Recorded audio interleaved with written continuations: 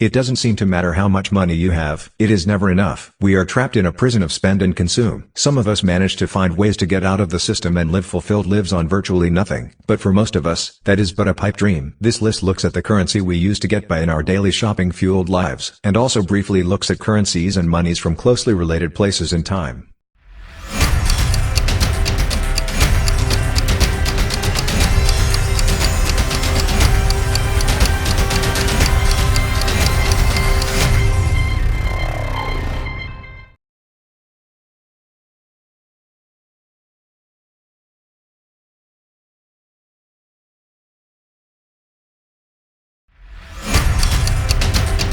Ben Franklin designed the Continental Dollar coin in 1776 and it bore 13 stars to represent the 13 colonies. Being a funny man, he also included the phrase "time flies, so mind your business" on the coins. It was not until 1865 that "In God We Trust" was legally allowed to be added to American currency, though earlier forms included the phrase "God in our right." There was actually a lot of discussion around whether to include "In God We Trust" on the currency, and from time to time it fell out of use. But then in 1908 it became mandatory for the phrase to be placed on all coins or notes upon which it had previously been printed, though it was still not required on denominations that had never borne the sentence. And then in 1956, President Eisenhower signed the law making it compulsory to include it on all U.S. money.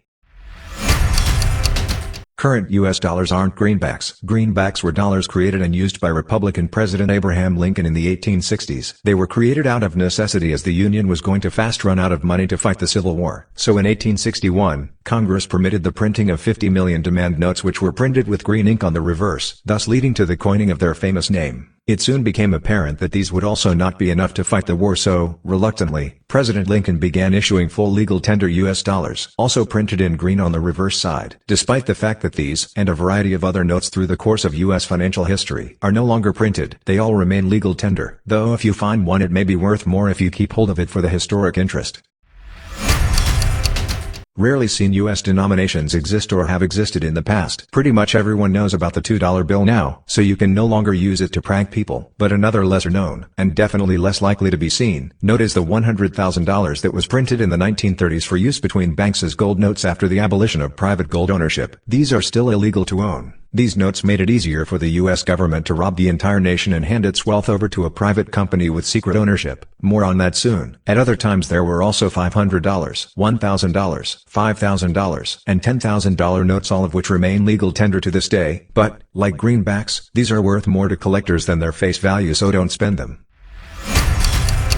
While we've all heard of the greenback, lesser known are the grayback and redback. The grayback was the currency of the Confederate States of America and 1 million were issued just prior to the start of the Civil War. They had no value beyond the promise of the Confederate States government to pay out in the event of winning the Civil War or forming a treaty with the United States. Their value fluctuated dramatically as battles were won and lost, with a massive 20% devaluation occurring immediately upon the loss of the Gettysburg Battle. And then there is the redback. The redback was the official currency of the Republic of Texas, issued in 1839 and 1840 to help cover the costs of the national debt. In all, they issued currency in the following denominations: $5, $10, $20, $50, $100, and $500. The bills were called redbacks because of the shade of the ink used to print them.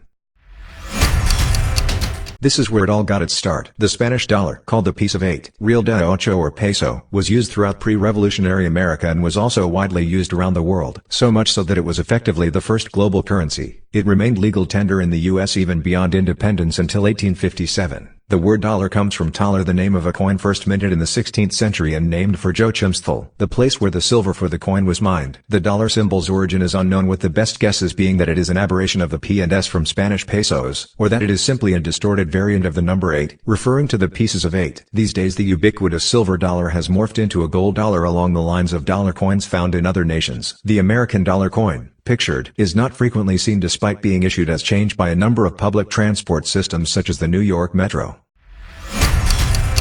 Before we continue, we need a little primer. Money is not currency and vice versa. Here's a good summary of what money is: medium of exchange. It is widely accepted as a medium of exchange. Portable. It can be carried along and exchanged. Durable. It can be used a number of times without degrading. Fungible. Its one unit is equivalent to another. Divisible. It can be divided into smaller units of value. Store of value. It should maintain its purchasing power. Gold is traditionally an example of money. It meets all of the above criteria. But what about the cash in your pocket? That is not a store of value for reasons that will become become apparent as you read. The cash in your pocket is currency. It stands in place of real money, and it is a very useful thing when greedy governments can manage to keep the supply stable, but usually they can't. It used to be that the gold standard gave us a finite amount of money against which we could peg our currency. But in 1971 Nixon shocked the world by causing the US dollar to float with the promise that the money supply would remain stable. This meant that America didn't have to exchange US currency for physical gold. The problem is that as more demand arose for government spending, more money got printed. When you print new currency, it is called inflation, and it devalues the existing stock. If the government doubled the currency supply tomorrow, all the cash in your pocket would be worth half. It is like a stealth tax. Quantitative easing in 2008 did just that. It massively overinflated the supply of US dollars. That currency had to go somewhere, so it ended up being pumped into the stock market and led to the current situation in which stocks are listed with values that make no sense at all. Zero profits with mega stock prices. This does not bode well for the future.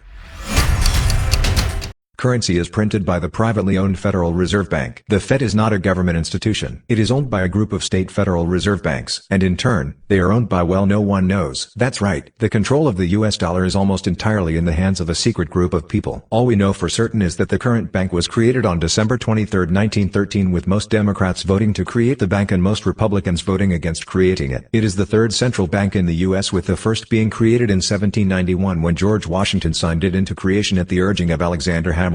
Its charter expired in 1811, and 5 years later, in 1816, James Madison reinstated it as the second U.S. central bank, which lasted until 1837. After that, there was no central bank until the creation of the current Fed. Interestingly, during this time of no central bank, Andrew Jackson became the first and only president ever to pay off the national debt.